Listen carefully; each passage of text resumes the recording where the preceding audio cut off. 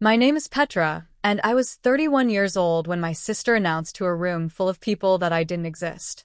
Not in those words. Jasmine was always more graceful than that. She said, into a live microphone, at her own rehearsal dinner. We decided as a family. Petra isn't coming. And then she smiled at her future mother-in-law and moved on to the next toast, like she'd mentioned a change in the weather. I was standing in the back of the room when she said it. I had driven 2 hours to drop off a binder. A binder that the wedding planner needed before the weekend. I wasn't supposed to be there. Nobody knew I'd come early. And so I heard the whole thing. The pause after her words, the polite laughter, the way my mother nodded like it was perfectly reasonable. I didn't walk out. I didn't make a sound. I set the binder on the check-in table at the back, and I watched the room. What none of them understood, what they couldn't have known from where they were sitting, was that every single vendor scheduled to show up that Saturday had one name on their contract. Mine. I'll tell you what happened when the planner opened that binder. Welcome back to channel where quiet people let the paperwork do the talking. If you're new here, hit subscribe. I put out a new story every week. And if this one hits close to home, leave a comment before you leave. I read every single one. Let me tell you about the kind of family I come from because it matters. My parents, Gerald and Norma, grew up in the same mid-sized city in central Ohio, Columbus, specifically about 4 streets apart from each other. They met in high school, married young, and spent the next 30 years building a life that looked, from the outside, like solid middle-class stability. Dad worked for a regional logistics company until his back gave out. Mom did bookkeeping part-time for a dental practice, and then full-time once we were in school. They were careful with money the way people are when they've seen what happens when you're not. They paid the mortgage. They kept the cars running. They didn't take vacations so much as they visited relatives. I am the older of 2 daughters by 4 years. Jasmine was born when I was in kindergarten, and I remember thinking she was the most interesting thing our family had ever produced. She had this quality, even as a toddler, of filling a room without trying. She laughed at the right moments. She charmed the right people. She had the kind of face that made strangers stop and say something to my mother, and my mother would smile like she'd grown a rose in the yard. I was not that child. I was the one reading in the corner. I was the one who finished the assignment before the class started. Teachers liked me fine, but not the way they liked kids who raised their hands first. I was reliable. Jasmine was magnetic. I want to be clear. I did not resent her for this when we were small. We were different. That was just the fact of it. What happened over time was subtler than resentment. It was more like a slow redistribution. Every family has its unofficial economy. Who gets the benefit of the doubt, whose mistakes get laughed off, whose accomplishments get announced at the dinner table, and whose get noted quietly and then set aside.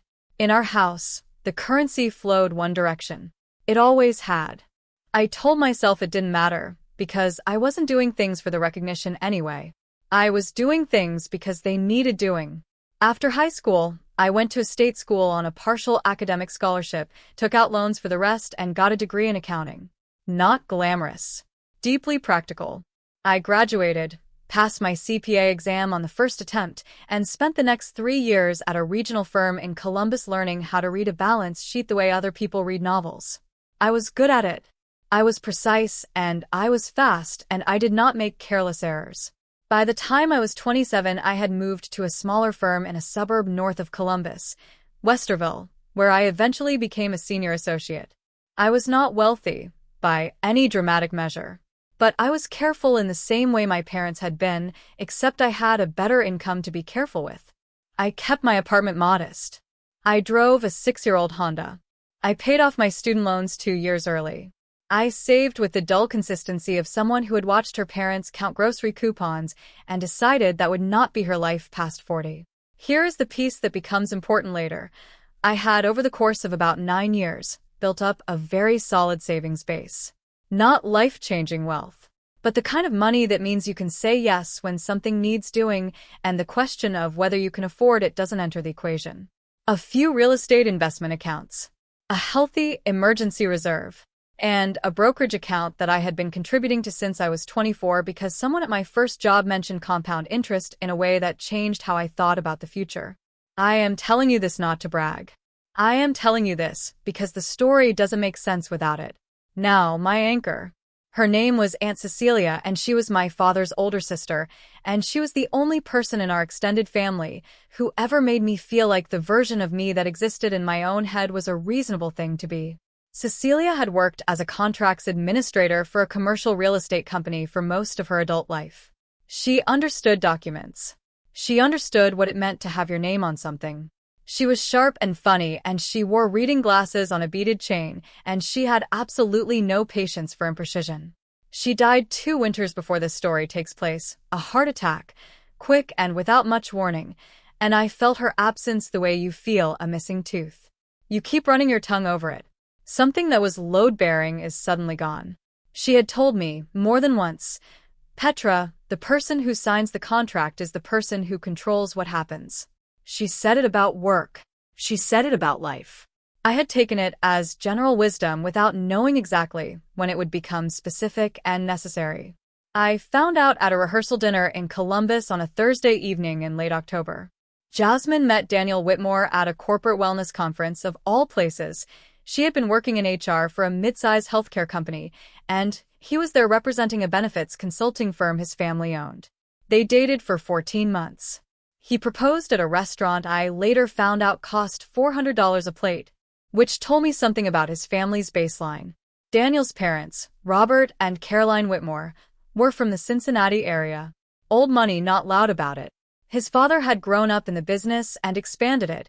His mother served on the boards of 2 arts organizations and 1 hospital foundation. They were the kind of people who were always gracious in a way that cost them nothing and therefore revealed nothing. I met them twice before the engagement. They were pleasant. They asked questions that sounded like interest and felt like assessment. Jasmine was radiant around them. She had been waiting her whole life, I think, for an audience that matched her level of effort. When Daniel proposed, the family response was immediate and total. My mother called me first, which I noted, and she was crying in a way I hadn't heard since my father's back surgery scare. "She's going to be a Whitmore," she kept saying. "Can you believe it, Petra? She's going to be a Whitmore." I said I was happy for her. I was. I genuinely was. The first planning conversation happened 6 weeks after the engagement. Jasmine had chosen a venue, a restored historic estate about 40 minutes outside Columbus, and she had a vision that was detailed and specific and, when I finally saw the rough numbers, considerably beyond what my parents could contribute. I want to describe this part carefully because it gets mischaracterized in families. Nobody put a gun to my head. Nobody said you will fund this or else. It was softer than that. It was my mother on the phone saying, "I just don't know how we're going to make it what she's always dreamed of," and a long pause, and me already knowing what came next. It was Jasmine texting me a vendor list with no commentary and me reading between the lines of the silence. It was my father, who never asked me for anything directly, saying over dinner, "You know what it would mean to her.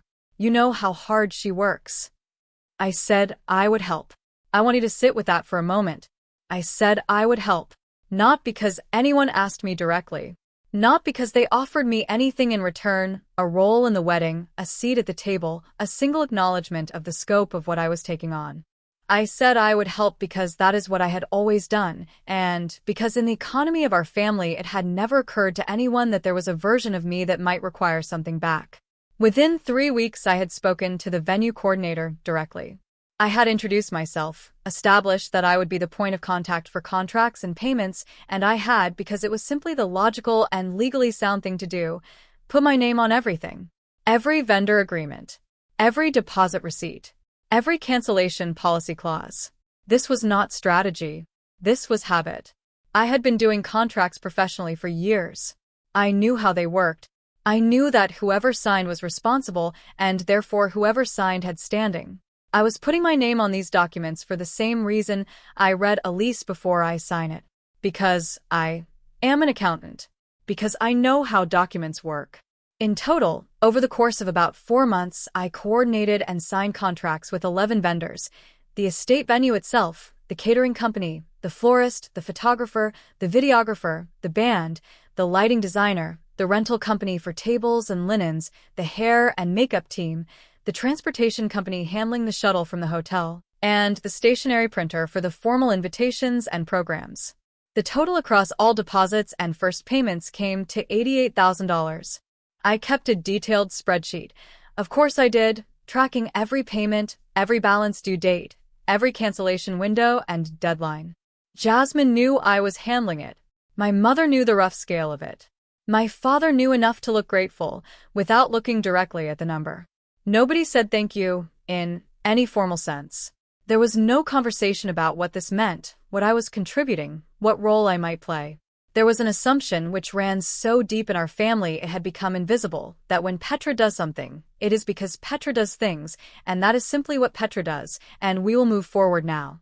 I was used to this. I want to be honest about that. I was not walking around in secret fury. I was living my regular life, driving to work, managing the vendor binder I had assembled, a 3-inch navy binder with tab sections, one per vendor, organized chronologically by payment due date, and telling myself that the satisfaction was in the doing, and that I didn't need the applause. I was 31 years old, and I had been telling myself that for a very long time. The wedding was set for the first Saturday of November. In mid-September, Jasmine sent a group text to the family with a seating chart draft. My name was on it.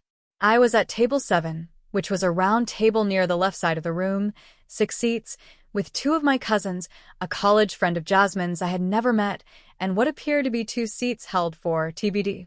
Table 7 was not near the family table. It was not near the head table. It was in the layout Jasmine had attached, in the half of the room that was farther from the dance floor. I did not react to this. I noted it the way I note a line item that seems slightly off, and I filed it. My mother called me that evening. Not about the seating chart. About whether I had confirmed the final head count with the caterer, because the caterer needed it by October 1st. I had. I told her I had. She said, "You're so on top of everything, Petra, I don't know what we'd do," and she moved on to whether Jasmine's dress alterations were going to be finished in time. I asked, in a tone I kept entirely neutral, whether there had been any thought given to the seating, given that I was handling the coordination. My mother paused. "The girls did the chart together," she said. "Caroline helped, actually. She had strong feelings about the family table for the Whitmores." Another pause. "It's a social thing, Petra. You understand." I said I understood. What I understood was that the logic, such as it was, went like this. The Whitmore family had a certain expectation about how a wedding table looked. The Harmon family, my family, needed to present a particular face to that expectation. I was not part of that presentation. Jasmine was the presentation. My parents were the framing. I was the infrastructure, and infrastructure does not sit at the family table. Infrastructure is invisible. A week later, Jasmine called me herself, which was notable because in the preceding 3 months the majority of our communication had been logistics texts. She was warm on the phone. She asked about work. She asked if I was bringing anyone to the wedding, and when I said no, she made a soft, sympathetic sound. And then she said, with the careful brightness of someone who has practiced a sentence, "I wanted to let you know we're thinking about the day, and we want it to feel really seamless for the Whitmores, and so we've been keeping the family section kind of curated. Mom and Dad, and the immediate family. I hope you understand." I let her finish. I said, "How immediate is immediate?" She said, "It's just, Daniel's family is very traditional. It's more of a formality." I said, "I understand." And I did, in the precise and factual sense. I understood exactly what was happening. I was being managed. I did not say anything else about it. I hung up the phone and I sat at my kitchen table for a while without moving. There was a tightening across my chest that had nothing to do with hurt and everything to do with recognition. I had seen this before, not exactly this, but the shape of it. The moment when a thing you've been doing out of love gets reclassified as a service, and services don't get seats at the family table. I thought about Aunt Cecilia. I thought about what she would have said. I thought I could almost hear it. I didn't do anything then. I updated the vendor binder, and I went to bed. The rehearsal dinner was held on the Thursday before the wedding, at a restaurant in the short north neighborhood of Columbus that Daniel's parents had selected and were paying for. This was the Whitmore contribution to the weekend: the rehearsal dinner, the hotel room blocks, and a brunch the morning after. These things were all funded and arranged entirely separately from my involvement, and so I had no standing in them. I had been invited to the rehearsal dinner. That invitation had come through my mother in a text that read, "Rehearsal dinner Thursday 7 p.m. Jasmine said you can come if you want to, but there's no +1, and the dinner is just for people in the ceremony plus close family, so it might be awkward."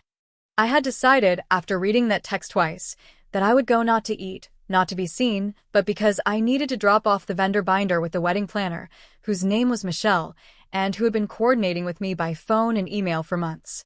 Michelle and I had scheduled the binder handoff for Thursday at 6:30, before the dinner started. I was going to drop it and leave.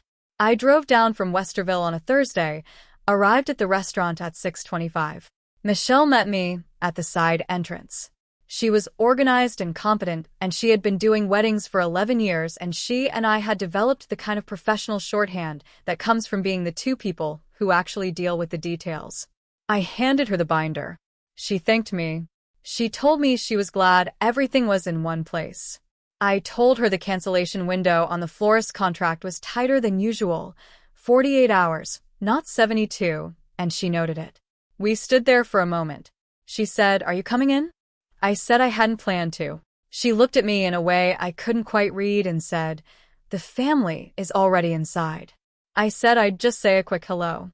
I followed her through a side corridor that opened onto the main dining room. The rehearsal dinner was already gathering. I could see the long family table at the front. My parents, Jasmine and Daniel, his parents, his brother, and the brother's wife, Daniel's grandparents on one side. Other tables were filling with bridesmaids and groomsmen and their partners. There was the noise and warmth of a celebration beginning. I stood near the back. I was not in anyone's eye line. I set my bag down on a small side table near a service station. I was thinking I would find my mother, say hello, and then leave before the formal program started. And then they tapped the microphone. It was Caroline Whitmore who started. She was gracious and warm, and she spoke about welcoming Jasmine into their family, and she made Jasmine sound like exactly the woman Daniel deserved, and Jasmine's eyes filled in a way that was genuinely moving. My mother was dabbing at her face. My father put his arm around her. And then Jasmine stood. She thanked Daniel. She thanked his parents. She thanked her own parents with words that made my mother audibly sob. She said she was surrounded by the people who had made her who she was. She said the weekend was going to be exactly what she had always dreamed of because of every person in this room. She paused. She smiled. And then she said clearly, into the microphone, in a voice that carried to every corner of the restaurant, "We decided as a family. Petra isn't coming." Just like that. Not prefaced with anything. Not apologetic. It came after a sentence about how she wanted the day to be intimate and exactly right, and it was delivered the way you deliver a logistical update. The invitations had been finalized. The seating was confirmed. Petra wasn't coming. The room did not react dramatically. A few people shifted in their seats. Someone at the bridesmaids' table leaned to whisper something to her neighbor. Caroline Whitmore nodded very slightly, the way people nod when an administrative matter has been tidied. My mother looked at her hands. Jasmine lifted her glass and moved on to the next toast. I was standing 12 feet behind the last table. Nobody in that room knew I was there. My back was against the wall next to a coatroom door. My hands had gone very cold. I want to be precise about what I felt in that moment because I want you to understand that it was not grief. It was something that came before grief, something that happens before you've processed enough to feel the thing fully. It was as though the room had developed a slight lag. Things were still happening. Jasmine was still speaking. Glasses were being raised, but I was watching it through a layer of glass. Very still. Very quiet on the inside. I thought about the binder I had just handed to Michelle. I thought about every tab section. I thought about the florist's 48-hour window and the band's load-in schedule at 4 p.m. Saturday and the transportation company's shuttle manifest with my name as the contracting party. I thought about Aunt Cecilia, who had been gone for 2 years and who would have known in an instant what I was looking at. I picked up my bag from the side table. I walked back through the side corridor. I went out the door into the cool October evening, and I stood on the sidewalk for a moment. And then I drove home to Westerville. I need to tell you what I did over the next 36 hours, because it was not dramatic and that matters. I did not call Jasmine. I did not call my mother. I did not send a long text explaining how I felt, or what I had heard, or what I was considering. I went home Thursday night, and I made dinner, and I watched something on television that I couldn't have told you about later. I went to sleep. Friday I went to work. I had a client audit to finish, and I finished it. I ate lunch at my desk. A colleague asked if I had any plans for the weekend, and I said a family thing on Saturday, and she nodded and moved on. Friday evening I sat at my kitchen table with the master spreadsheet open on my laptop, and I looked at it for a long time. Everything was paid. The deposits were done. Cancellation at this stage, 36 hours before the wedding, would mean forfeit of most deposits, meaning I would lose money rather than recover it. That was not the point anyway. The point was not financial recovery. I thought about what it would mean to simply do nothing, to let the wedding happen as planned, to be absent from it as arranged, and to have spent $88,000 to fund an event at which my own name had been announced, in public, as the person who is not welcome. I thought about what Cecilia would have said. The person who signs the contract is the person who controls what happens.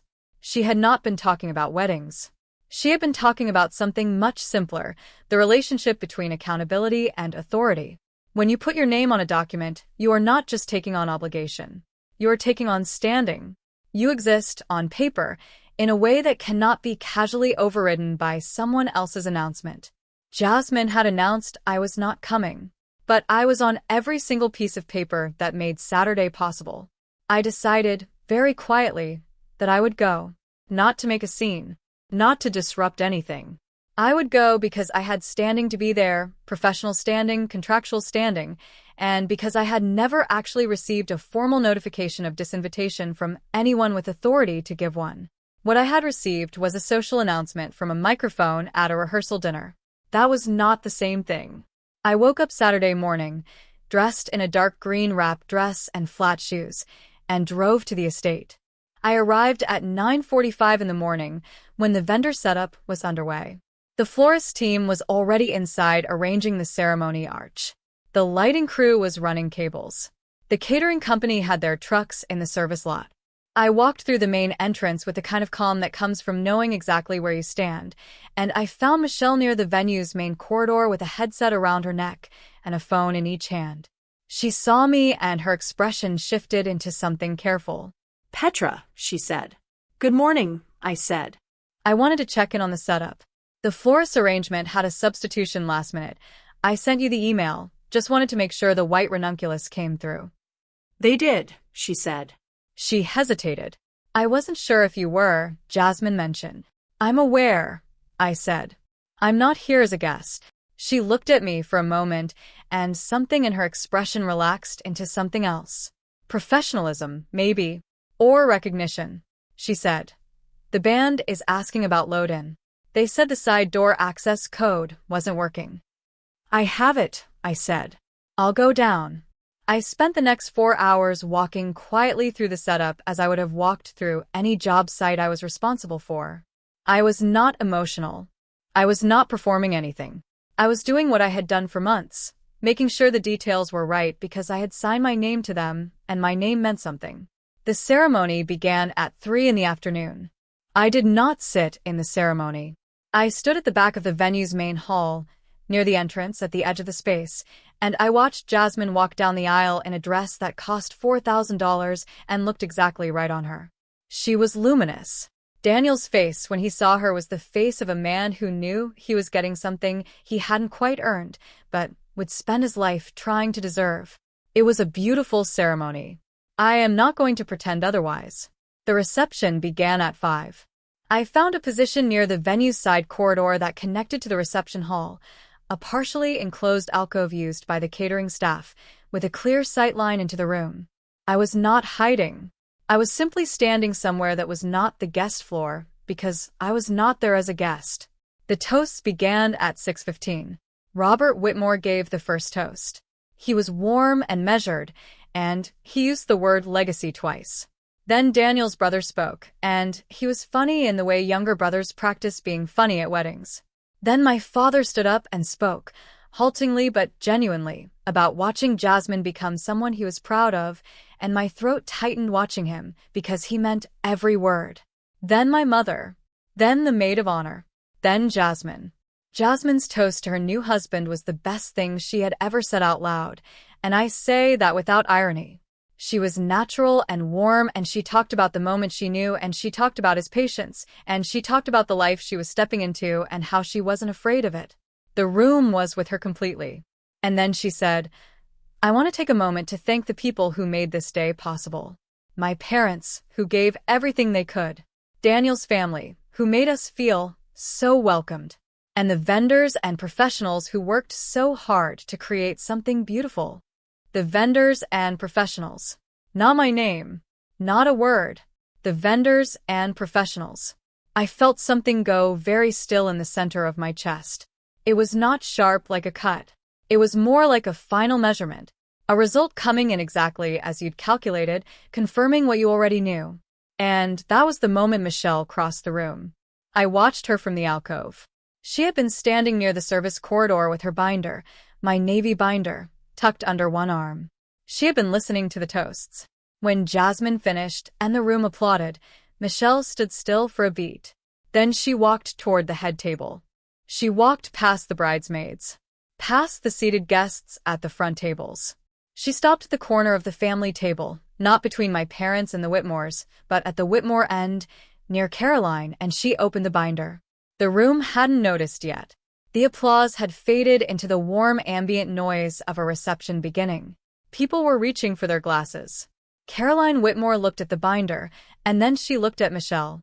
Michelle said, and I could hear her from the alcove, because the room had gotten quieter in the way rooms do when something deliberate is happening at a visible location. I apologize for interrupting. I need to clarify something about the vendor contracts before we move to the next part of the evening. There's been some confusion about the point of contact, and it affects a few of the arrangements for the next few hours. She opened the binder to the first tab section. She did not raise her voice. She was professional and calm, exactly as she always was. Every vendor contract for this event, all 11 of them, is signed by one person. That name is also the billing contact, the cancellation authority, and the emergency liaison for setup. Her name is Petra Harmon. Total contracted value is $88,000. She paused. I want to make sure the right person is available if anything requires authorization tonight. I've been trying to reach her. Robert Whitmore said, I'm sorry. Who is Petra? My mother's face, from my position in the alcove, was something I will not describe in detail. The muscles of it simply shifted. Caroline looked at Robert. Robert looked at Michelle. Michelle looked down at the binder, and then back up. My father stood up from his chair. He was not looking at anyone in particular. He was looking at the table. Jasmine had gone the color of the white ranunculus in the ceremony arch. I stepped out of the alcove. I walked across the reception hall at a normal pace. My shoes were flat, and I made no sound. The room watched me cross. I could feel it, the attention, the way a crowd shifts when something is resolving, but I did not hurry, and I did not slow down. I stopped beside Michelle. I said, to no one in particular, but in a voice that carried, I'm here. Michelle nodded. She said, the band has a question about the overtime clause after 10 p.m. I need the contracting party to sign off. I said, I'll take care of it. Then I looked at Caroline Whitmore because she was looking at me. She said, very quietly, you're Jasmine's sister. I said, yes. She looked at Jasmine for a long moment.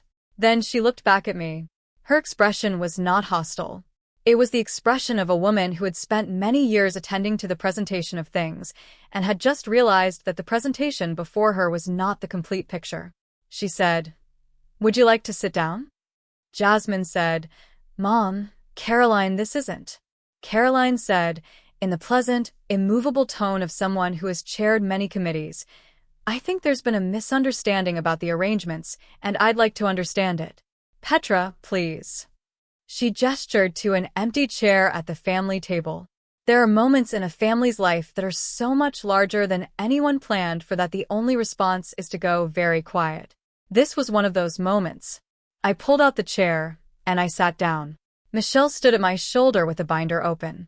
The rest of the reception hall watched. Robert Whitmore said, still processing, "She signed all 11 contracts." My mother said, "To no one and everyone. She handles everything. She's always handled everything." Jasmine said, "Petra, I'm sorry, I didn't think."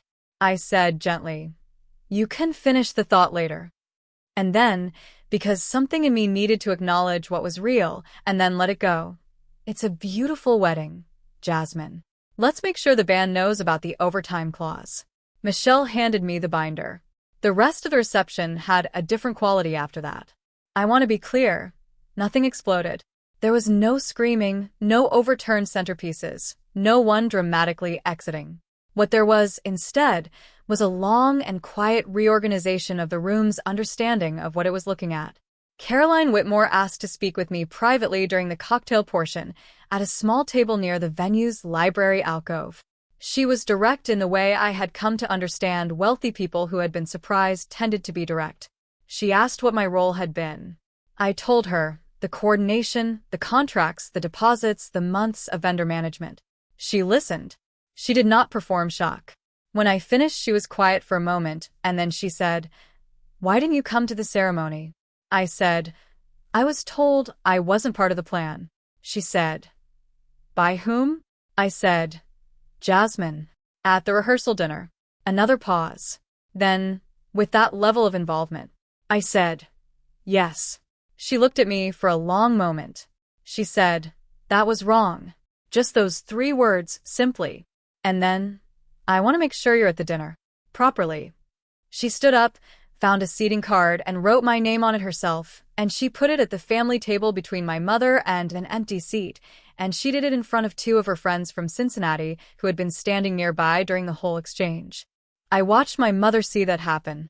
The financial piece came together over the following week. When the dust settled, and it settled slowly the way these things do, there was an accounting. My mother called me the Sunday after the wedding. She was not crying. She was in the particular register she uses when she has been thinking about something hard for a long time and is finally saying it. She said, "I didn't protect you." I said, "No." She said, "I should have. For a long time." I said, "Yes." We were quiet together on the phone for a while. This was not resolution exactly. It was more like the beginning of something honest, which is different from resolution, and in some ways harder. Jasmine called on Monday. She was not composed. Her voice was tight, and she kept starting sentences and stopping them. She said she hadn't realized how it looked. She said the Caroline thing had been. That Caroline had been very cold to her since the reception, that there had been a conversation she didn't want to get into, that Daniel's mother had asked certain questions she hadn't been prepared for. She said, "I didn't think about what it meant." I know that's not enough. I let her say all of it. When she was done, I said, "I know you didn't think about it." That's the part that got to me. She was quiet. I said, "I'm not going anywhere, but I'm also not going to keep doing things the same way." There was a conversation, separate later, with my parents about the money. I had not gone into this expecting repayment, and I still didn't. What I wanted, and what I said plainly, was not reimbursement. It was acknowledgement. I had spent $88,000 and 8 months of my time building something for my sister. I had been announced by name as the person who is not welcome. And I wanted someone in the family out loud to say those 2 facts in the same sentence. My father did it. He did it over dinner at their kitchen table, 3 weeks after the wedding, and it cost him something to do it, and I watched it cost him, and I was grateful for the cost because it meant it was real. He said, "You gave everything for that wedding, and we let Jasmine treat you like you weren't part of it. That was wrong." I said, "Thank you." I meant it. The Whitmore connection, as it turned out, became something real in its own right. Caroline Whitmore, as I eventually learned, had spent a long career adjacent to financial services before moving into philanthropy, and she had a particular respect for people who did unglamorous work with precision and without complaint. She reached out a few months after the wedding with a referral, a contact at a family foundation looking for a consulting accountant for a major estate reorganization. It was significant work. I took it. I am not going to tell you the number because it isn't the point. The point is that the room found out. The point is that the paper told the truth when the room couldn't. Here is what I know now that I didn't know how to say at 31, even though I had lived it for years. Being useful is not the same as being valued. And being quiet is not the same as being okay with things. I had told myself for most of my adult life that I did things because they needed doing and not because I needed recognition. And that was true as far as it went. But there is a version of that belief that is genuine generosity, and there is a version that is a very polished way of asking for nothing so that you can never be refused. I had been doing both, and I had let myself believe they were the same thing. Aunt Cecilia, I think, understood the difference. She put her name on contracts not because she was strategic, but because she knew that accountability and authority went together, that you could not carry something without also having the standing to speak about it. I had learned the first part and not the second. I had taken on accountability for years without ever claiming the authority that came with it. What changed at that reception was not the room's knowledge of the facts. The facts were always there in the binder, in the spreadsheet, in every vendor confirmation email going back 8 months.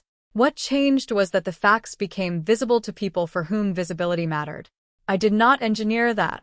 Michelle opened the binder because she had a professional obligation to the event and because she was trying to do her job. She did not do it for me. But the truth, when it surfaces through the right channel, at the right moment, before the right witnesses, has a way of doing its own work. That's my story. A Navy binder, a 48-hour cancellation window, and 11 signed contracts. And here's what I want to ask you, because I read these comments and I think about every one of them. Have you ever been the person holding something together from the background? And if so, did anyone ever see it? Did the room ever find out? Because I think more people live this story than talk about it, and I want to know yours. Drop your answer in the comments. Drop a comment, hit subscribe, and I'll see you in the next one.